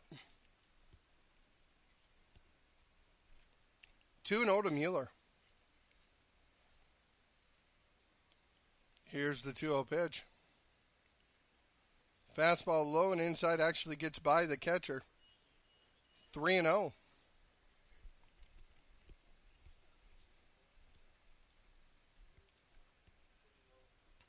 So Mueller way up in the count, trying to work his way on. 3-0 delivery is high and outside for ball 4. So Mueller reaches on the base on balls. And it brings up to bat number 6, the catcher. So mound visit still going on as we're trying to decide what's happening here.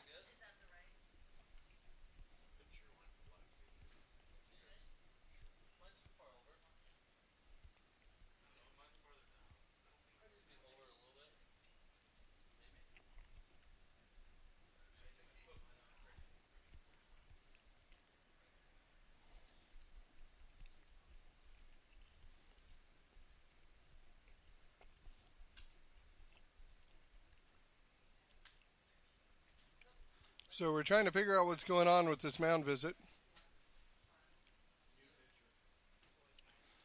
So it looks like that's going to be all she wrote for the Eagles. Your attention, please. Now pitching for Norfolk Daily News, number 52, Riley Anderson. So Riley Anderson, who started out behind the plate, is going to come in. And he will be the pitcher.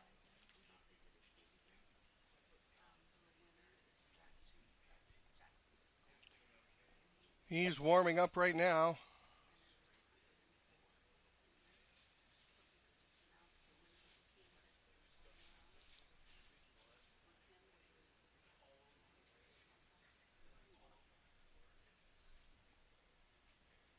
The winner of today's candy guess is Jake Jackson. All right. We're going to give you a little music while we're waiting for him to warm up here, but as soon as he gets warm up, we will be back. Jackson.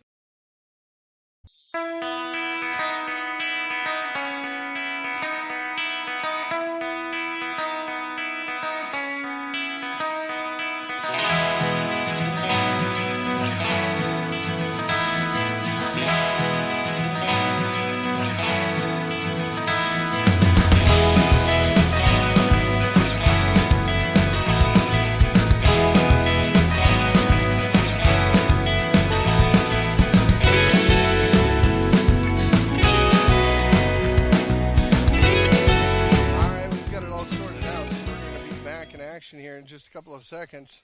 Now batting number 6, catcher Nick Herring. As it looks like the Riley Anderson, who started catching, is going to be the pitcher now as he comes in. Left-handed pitcher, so give him a little bit different look. Tries the pickoff move over at first to try to catch Mueller sleeping. Your batter is Herring, the catcher. Swing and a miss on the outside pitch offering from Anderson. So Herring is down 0-1. Again, if you're just joining us, we're in the bottom of the 6th inning. Norfolk 4, Fremont 5. Fremont up to bat with a runner on first and 1 out. Nick Herink, the catcher, is your batter. Pickoff attempt by Anderson back over to first, not in time. So 0-1 count on the batter, Herink. Mueller, the right fielder, with his lead off first. Here's the pitch by Anderson. Ground ball foul down the third base line and to the third base coach. So 0-2 is your count to Herink.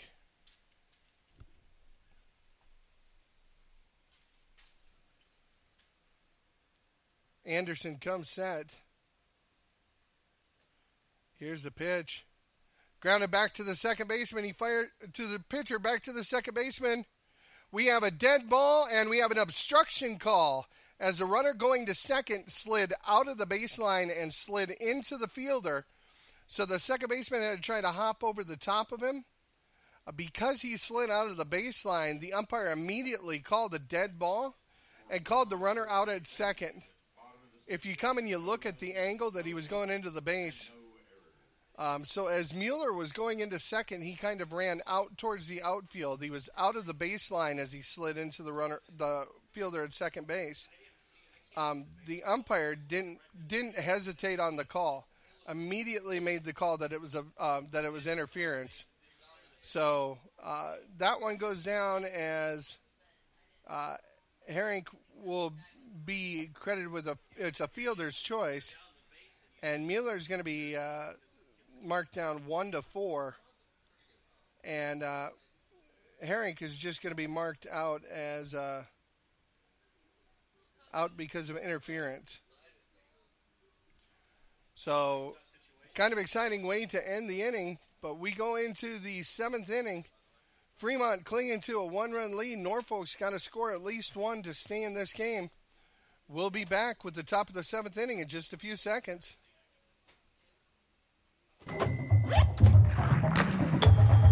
Points, cash, gear, sports. With a Dick's Scorecard, you earn points on all your purchases and get 3% back in rewards and access to exclusive deals and events. It's simple. Points lead to cash to buy gear so you can play more sports. Get your Dick's Scorecard and start earning reward certificates today. Every season starts at Dick's.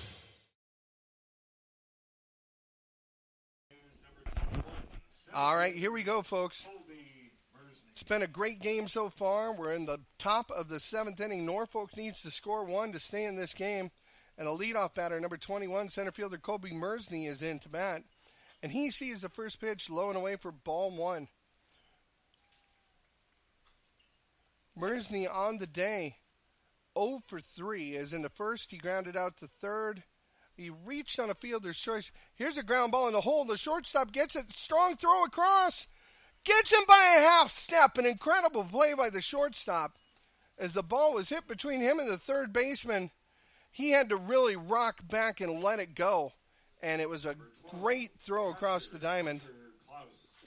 That's about as close of a play as I've seen at first in a long time, as it was bang, bang.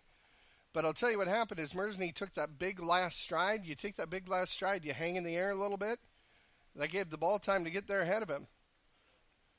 Brings up the bat number 12, the left fielder, Hunter Klaus.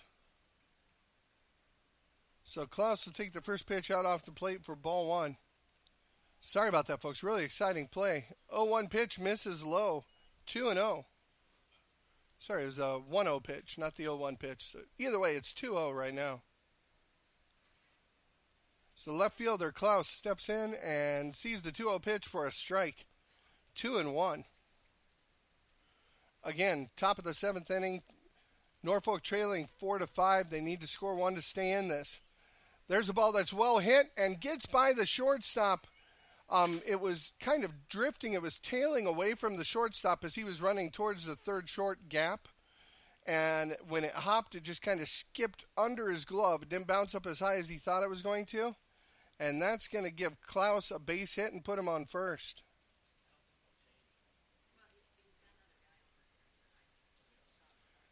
And unfortunately, after that pitch, that's going to be the end of the day for Nippelmeyer. And it may be pitch. What's he had for a pitch count? Did you know?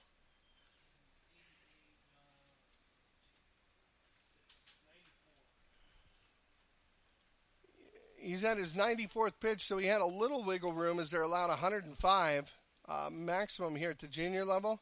But I think the Fremont coach is going to say, you've done enough work, young man. It's time to make a switch. Okay, so we have a new substitute. Now pitching for Fremont First State Bank, number 9, Caden Curry. So Caden Curry is going to check into the ballgame for Nippelmeyer and try to close it out for him. The straight substitution. So give me just a moment to update my book here. So exciting top of the 7th inning so far. Again, if you're just joining us, we're in the top of the 7th inning. This is the first game of the area tournament here in Gretna. Norfolk, who's the visiting team, is up to bat here in the top of the 7th inning. They are trailing Fremont by 1 run, score of 4-5. And so far this inning, we've had a ground ball deep in the hole between third and short, where the shortstop made a great throw and barely got the runner out at first. Could have gone either way, but I saw it the way the umpire saw it. It looked like the runner took a big last stride going into first. And sometimes when you take that big stride, you kind of hang in the air for a second. So that was the first batter, and he was out. Hunter Klaus, the left fielder, came up right after that and struck a good line drive. It wasn't powered into the outfield. It was hit between the third shortstop gap. But the way that he hit it, the ball had a lot of tail on it, so it had a bunch of spin, and it was tailing away from the shortstop. And he would have had to have fielded the ball while running away from the play. Running away from first and fielding it on one hop. And when he stuck his glove out, it just didn't come up as far as he thought it would. Now batting number 26, second baseman Aaron. So Curry is on the mound. Klaus is at first.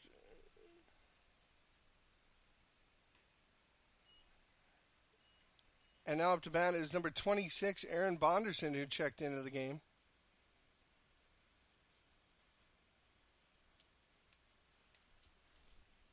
Bonderson saw the first pitch for a strike and fouls the second one back to the backstop for strike 2.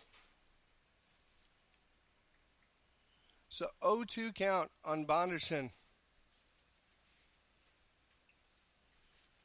Klaus down at first. Curry, your pitcher. Here's the 0-2 delivery from Curry. Curveball right down the chute, but it froze him. It froze Bonderson. Great pitch. That one had a lot of break. Started it right at the batter's shoulder.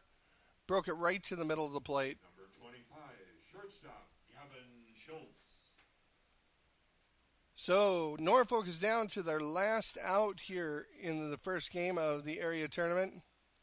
Runner on first base. Your score, Norfolk 4, Fremont 5 with 2 down in the top of the 7th. So up to bat is Gavin Schultz, who started pitching and now has moved over to shortstop. Curveball thrown to him, misses outside for ball 1.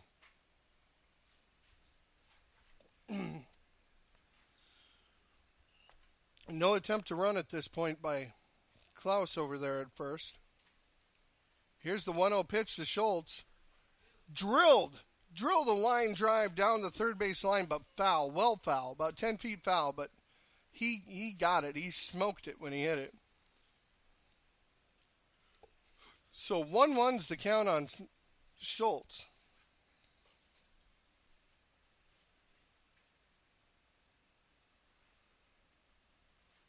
Here's the 1-1 pitch.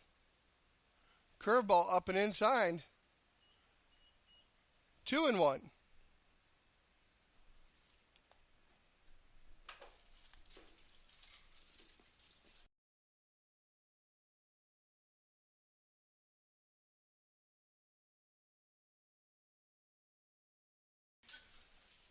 Fastball thrown right on the outside corner. 2-2. Could be down to their last strike. So Curry on the mound trying to finish things out. Schultz at the plate. Here's the 2-2 delivery. Fastball swing and a miss. Strike three. So Curry, able to come in and get the game finished up. Your final score in game 2 here.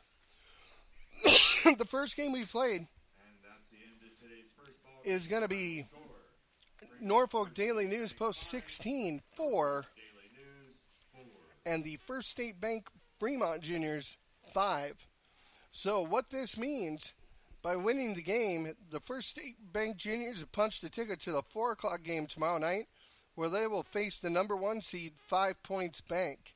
Again, that's at 4 o'clock tomorrow evening. As for Norfolk, losing this game, the one benefit they get is because of the way the tournament is set up, they have a bye tomorrow. So they'll pass through into the second round of the losers bracket right away. So their next game will be on Sunday at 3 p.m. So Sunday at 3 p.m.